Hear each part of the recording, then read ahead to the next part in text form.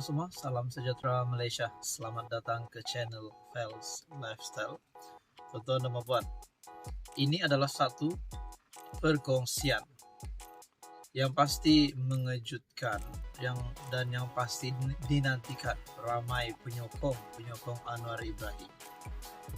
Dan sudah pasti kita sudah mengetahui bahwa Datuk Seri Anwar Ibrahim berada di jalan yang amat sesuai ataupun satu jalan yang lancar supaya beliau boleh terus mengemudi kerajaan perpaduan, kerajaan madani. Bahkan beliau juga mempunyai harapan untuk terus menjadi Perdana Menteri selepas PRU 16. Nah, saudara-saudara, satu perkongsian daripada Syabuddin Husin ataupun syabuddin.com menyatakan ini 3 perkara yang Anwar harus berhenti bercakap mengenainya. Kalau kita perhati dan teliti, sejak Anwar Ibrahim menjadi Perdana Menteri, ada 3 topik yang menjadi kesukaannya. Bukan saja sebagai bahan percakapan, tetapi juga sebagai subjek yang diulang-ulang. Topik itu ialah sakau, beban hutang negara yang tinggi, dan apabila bercakap tentang subsidi bersasar pula, menjadikan golongan mahakaya sebagai sasarannya. Dulu masa mula-mula beliau bercakap mengenai 3 topik itu, terasa seronok mendengarnya. Tetapi lama-kelamaan, bila topik yang sama dijadikan ulangan macam siaran estro, entah kenapa, rasa bosan mulai menjelma menurut Syabuddin. Dalam konteks sakau dengan kedudukan Anwar sebagai PM, beliau sebenarnya tidak perlu lagi bercakap mengenai topik itu. Sebagai PM dengan kuasa yang dimiliki, kini adalah masa untuk beliau menangkap sesiapa saja yang ada kesalahan menyakau dalam negara. Tak perlu lagi bercakap atau bising tentang sakau menyakau. Sepatutnya ketika ini sudah ada harta kekayaan dalam simpanan penyakau-penyakau itu yang telah berjaya dikembalikan kepada tabung khazanah negara. Logiknya, kalau Anwar bercakap tentang orang itu atau orang ini menyakau, sudah tentu bukti ada dalam genggamannya. Setidak-tidaknya sebelum PRU 16, lebih baik Anwar betul-betul menumpukan untuk menangkap siapa penyakau itu dan membawa balik kekayaan yang mereka miliki, sama ada di dalam atau luar negara. Setelah menjadi PM, biarlah kuasa lebih banyak bekerja daripada mulut berbicara. Ini pada pandangan pribadi saya amat setuju dengan kenyataan Syabuddin, ataupun mungkin ini adalah satu nasihat ataupun peringatan kepada Perdana Menteri. Namun saudara-saudara, kita tahu Datuk Seri Anwar Ibrahim adalah PM yang bekerja, adalah PM yang akan membuat ataupun melakukan setiap yang keluar daripada mulut Perdana Menteri, yaitu Datuk Seri Anwar Ibrahim. Berkaitan dengan sakau menyakau, sudah pasti Anwar Ibrahim akan menundukkan musuh-musuh ataupun jerung-jerung penyakau di dalam Malaysia ini, di dalam kepimpinan politik, tidak kira pada hari ini ataupun kepimpinan sebelum ini.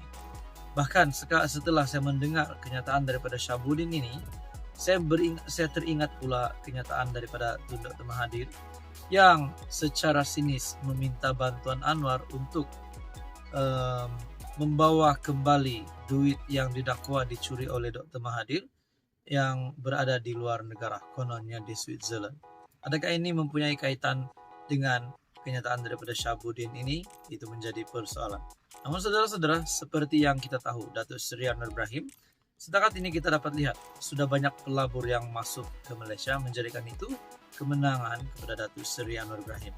Namun menurut Syabuddin, ini 3 perkara yang Anwar harus berhenti bercakap.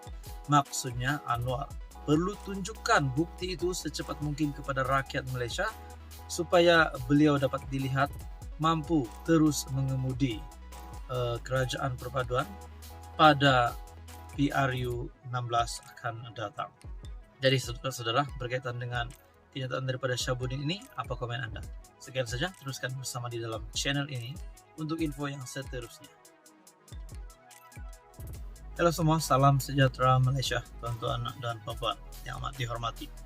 Seperti yang kita tahu, ada pilihan raya kecil yang akan diadakan pada masa akan datang ini yang terdekat, yaitu pilihan raya kecil Sungai Bakap.